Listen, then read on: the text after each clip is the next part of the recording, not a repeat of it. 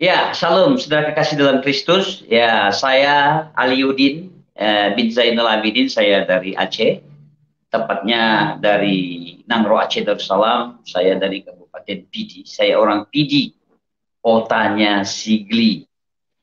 Pertanyaannya, kenapa saya bisa menjadi keluar dari agama saya yang lama? Ya, ya dulu tentunya Muslim, agama saya Muslim. Ya, karena kesaksian saya sudah menyaksikan di beberapa YouTube karena saya melihat seseorang yang betul-betul saya lihat dia hidup benar gitu ya, hidup benar yang tadinya saya coba berpura-pura terhadap orang ini, saya manfaatkan orang ini, ternyata dia tunjukkan hidup benar itu bukan hidup baik karena semua orang bisa berbuat baik, kita semua bisa berbuat baik tetapi belum tentu benar. Tetapi yang dilakukan teman ini dia benar-benar dia tunjukkan, dia showkan itu hidup kekristenan itu sehingga saya dapat melihat orang ini betul-betul dia benar, dia penuh kasih. Ya, saya lihat kasih itu tidak pura-pura. Tadinya saya curiga sama orang ini, betul-betul saya curiga, saya pikir dia akan mengkristenkan saya pikir dia akan mempengaruhi saya. Tetapi semakin banyak waktu saya lihat memang orang ini orang yang tulus, ya orang ini bukan pendeta, bukan penginjil, bukan betul-betul aktivis di gereja, tetapi orang yang sangat sederhana. Dia cukup sederhana, tapi dia dapat menunjukkan kehidupan yang benar itu. Ya, saya lihat dia benar, dia suka berdoa, dia hidupnya mencontohkan hidup teladan hidup itu, sehingga saya lihat langsung.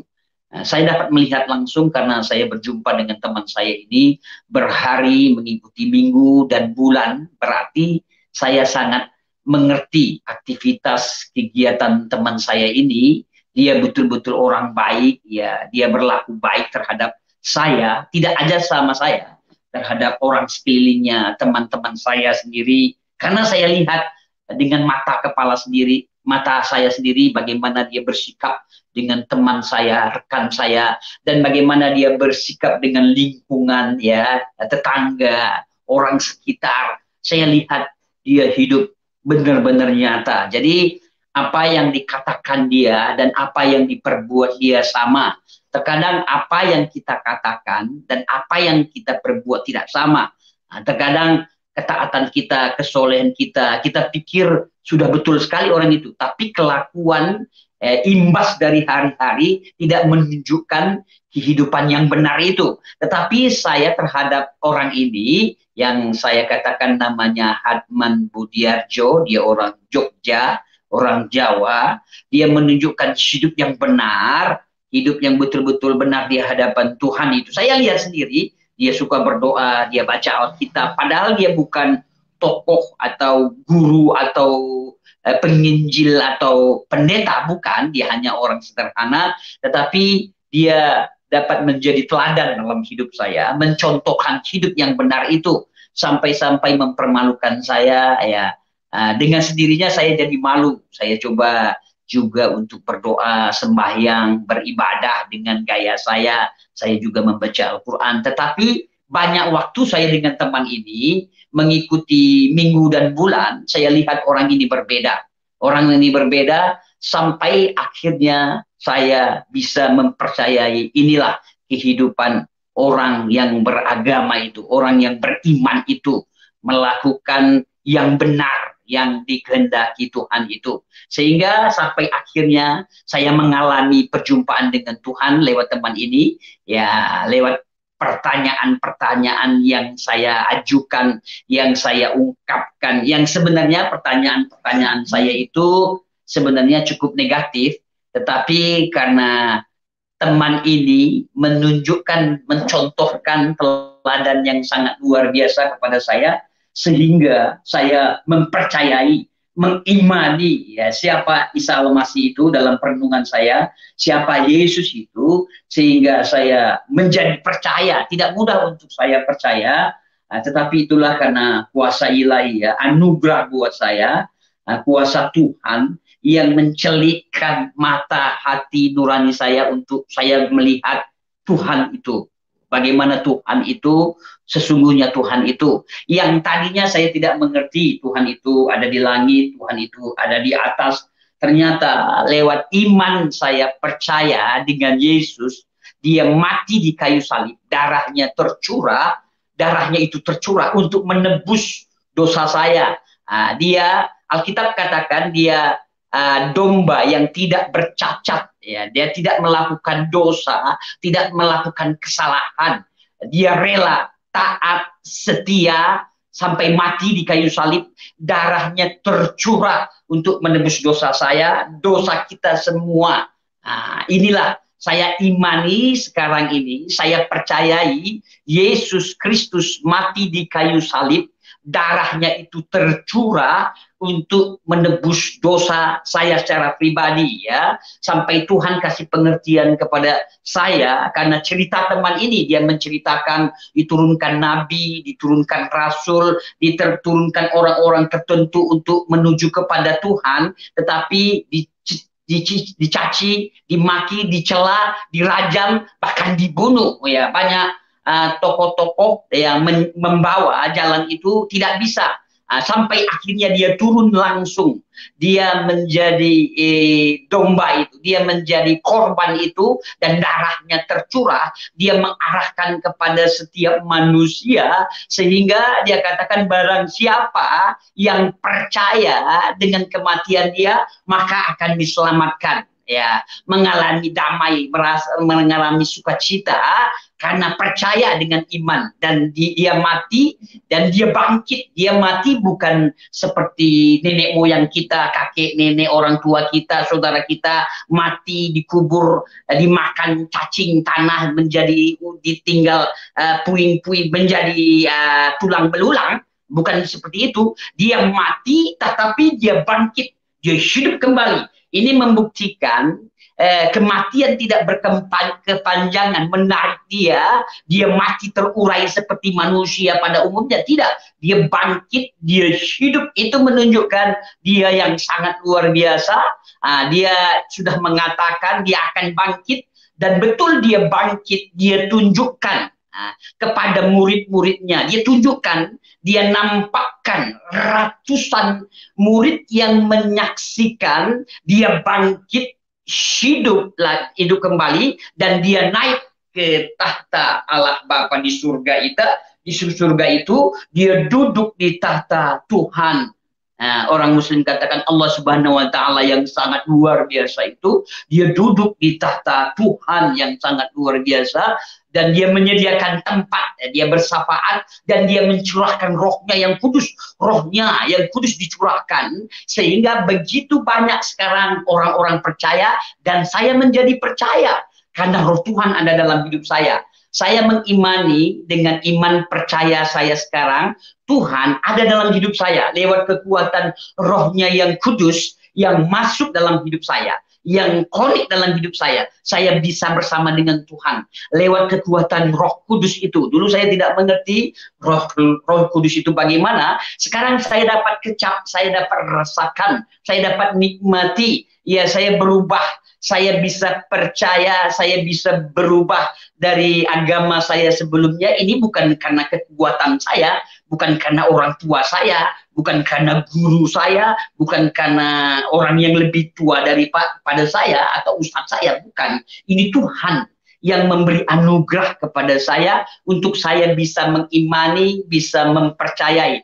Dengan kata lain, Roh Kuduslah, Roh Tuhanlah yang ubah hati pikiran hidup saya, ya. Ini menunjukkan Tuhan itu ada, Tuhan itu nyata. Saya tidak meraba-raba lagi di mana Tuhan seperti di langit di atas. Saya dapat mengecap, merasakan Tuhan itu. Ya, firman Tuhan dalam Injil katakan, kecaplah, lihatlah, rasakan, dan nikmati alangkah baiknya Tuhan itu. Saya benar bisa menikmati Tuhan. Saya bisa merasakan Tuhan. Dalam hari-hari hidup saya dapat bersama-sama dengan Tuhan, menikmati Tuhan. Apa buktinya? Saat saya melakukan kesalahan, ada aja hal pikiran negatif, ada hal yang salah, ada yang nggak benar dalam hidup saya, Tuhan itu dapat saya rasakan. Dia dapat seperti memberi petunjuk kepada saya, hal itu salah. Saya berpikir salah. Saya punya hati dan perasaan hari ini salah. Saya berkata-kata sudah salah. Itu seperti Tuhan beri bekal itu, ya. Ya, sehingga saya dapat menikmati, merasakan Tuhan setiap hari, setiap waktu. Saat saya punya beban, saat saya punya masalah, saat saya punya persoalan, saya langsung connect dengan Tuhan. Saya dapat merasakan damai Tuhan. Inilah bukti saya mengalami Tuhan gitu. Mempercayai Tuhan itu ada buktinya, saya dapat rasakan. Saya bisa menikmati Tuhan. Apa buktinya? Ya seperti saya jelaskan tadi. Saat saya ada celah dalam pikiran negatif sedikit salah, saat saya punya hati nurani dalam pikiran dan perasaan ini salah, Tuhan itu lewat kekuatan Roh Kudus itu mengingatkan saya. Nah, ini membuktikan saya dapat menikmati Tuhan. Saya dapat merasakan Tuhan. Nah, nggak usah jauh-jauh. Kalau saya salah hanya berbicara, lihat. Berbicara aja salah, Roh Kudus itu bisa mengingatkan kepada saya. Itu salah. Ada hal yang salah. Ini menunjukkan Tuhan itu betul ada. Tuhan itu betul nyata dalam hidup saya. Dia tidak jauh. Dia hanya sebatas nafas doa dalam hidup saya, dalam pikiran saya, dalam kehidupan saya, dalam hari-hari. Dia ada. Dan dapat kita rasakan, saya dapat rasakan lewat kekuatan Roh Tuhan itu. Sekarang saya mengerti Tuhan itu roh, ya, Roh Kudus, bukan patung, ya, bukan sesuatu benda apapun, ya. Ternyata dia roh, dia tidak kelihatan, tapi dia ada, dia dapat saya rasakan, kita rasakan. Nah, inilah benar-benar saya mengerti sekarang, dialah Tuhan. Sehingga saya sekarang beralih, ya, bagaimana, kenapa alasan saya menjadi murtad, ya, menjadi keluar dari iman saya sebelumnya, ya karena sangat-sangat berbeda gitu ya. Saat saya punya salah, berdosa, melakukan hal dosa, melakukan kesalahan pada waktu sebelum saya percaya dengan Tuhan, saya mudah untuk beribadah kepada Tuhan. Dengan kata lain, saya dengan mudah, saya sembahyang. Mudah sekali. Caranya ya seperti lahiriah saya lakukan dulu, ya. Saya bersihkan tubuh saya, lalu saya komunikasi Allah Akbar. Nah, dengan mudahnya begitu. Sekarang tidak bisa. Sedikit aja ada celah dalam hidup saya, mengganggu hubungan diri saya kepada Tuhan. Jadi Tuhan tidak lihat lahiriah yang dibersihkan di luar. Dengan kata lain, Tuhan itu membersihkan hati saya, pikiran saya. Harus benar dulu pikiran saya, hati saya, perasaan saya, baru saya bisa komunikasi dengan Tuhan. Ini menunjukkan, nah inilah Tuhan itu. Nah, makanya saya berpindah, saya keluar dari iman saya sebelumnya yang saya tidak mengerti. Sekarang saya sudah mengerti, ya, makanya saya beralih, saya pindah dengan yakinnya, dengan penuh keyakinan saya sekarang bebas, ya, saya dapat dengan komunikasi dengan Tuhan dengan bebas, ya, dengan cara yang tidak begitu diikuti dengan aturan-aturan tertentu, hanya sikap hati saya, pikiran perasaan saya yang betul, yang benar, dengan mudah. Sekali lagi, saya komunikasi dengan Tuhan. Sekali lagi, jikalau ada salah dalam pikiran saya, ada salah dalam hati, niat hati saya, salah, itulah yang mengganggu betul-betul hubungan diri saya kepada Tuhan. Ini yang saya ketahui saya sekarang dengan Tuhan, yang saya alami. Nah, inilah Tuhan itu berbeda seperti yang saya alami pada waktu masa-masa waktu saya belum percaya dengan iman saya siapa Isa Al-Masih itu, siapa Yesus Kristus itu, ya. Itu yang saya dapat jelaskan kenapa saya menjadi keluar dari agama saya sebelumnya.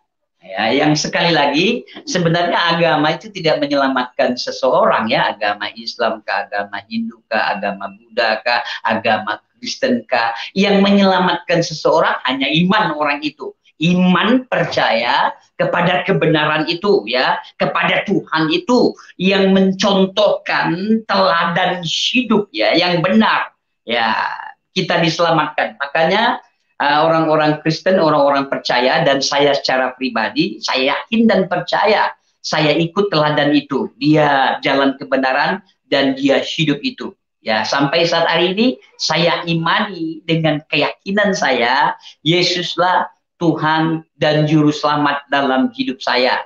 Penuh keberanian, penuh keyakinan, dan dia mencurahkan rohnya yang kudus, saya dapat rasakan. Saya dapat nikmati, dan saya bisa percayai, inilah Tuhan dalam hidup saya. Ya, itu yang saya dapat bagikan. Terima kasih.